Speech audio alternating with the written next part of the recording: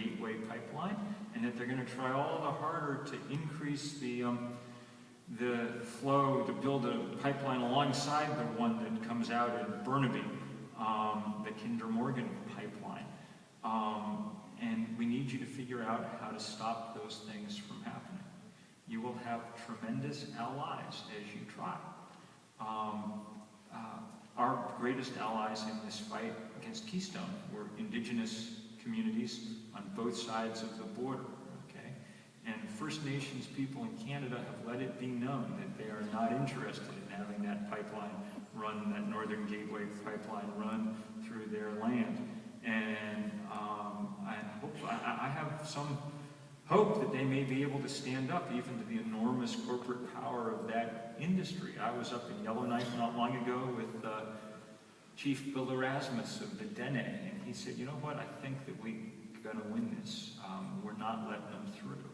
And it'll be a tremendous victory if you guys can figure out how to do that and how to keep them from increasing the amount of oil that's coming through this other pipeline, the Kinder Morgan. And there's good local reasons to do that. You know, you got a beautiful place, and it does not make sense to quadruple the tanker traffic up and down these inlets, because if I can tell you anything for sure, it's that sooner or later there will be, you could call it an accident, but it's as predictable as anything else. You know, sooner or later that's what's going to happen. So there are good reasons for local reasons to do it. But there are also really, really deep moral and ethical reasons that you guys need to be doing this.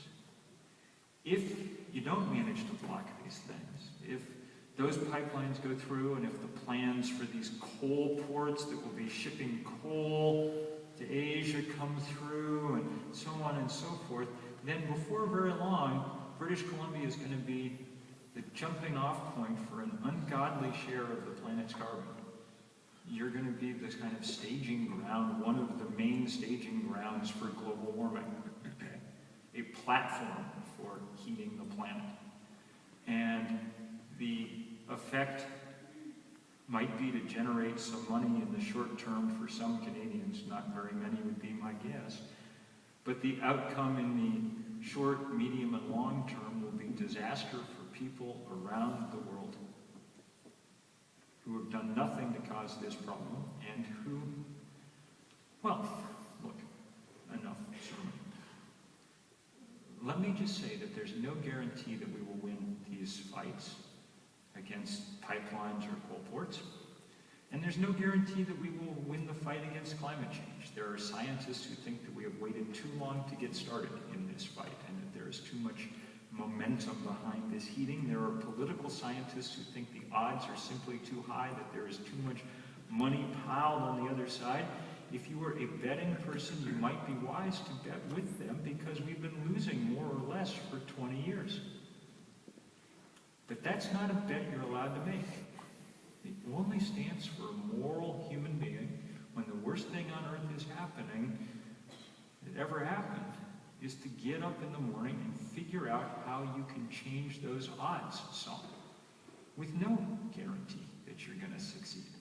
Only that you can play an outsized role in helping to shift those odds. And I can't guarantee that you're going to win, but I can guarantee, because I've spent the last 4 years in constant motion around the earth, spewing carbon behind me, that there are people in every corner of this planet, in rooms like this one, completely ready to go to work, working hard, even and especially in places that didn't cause this trouble.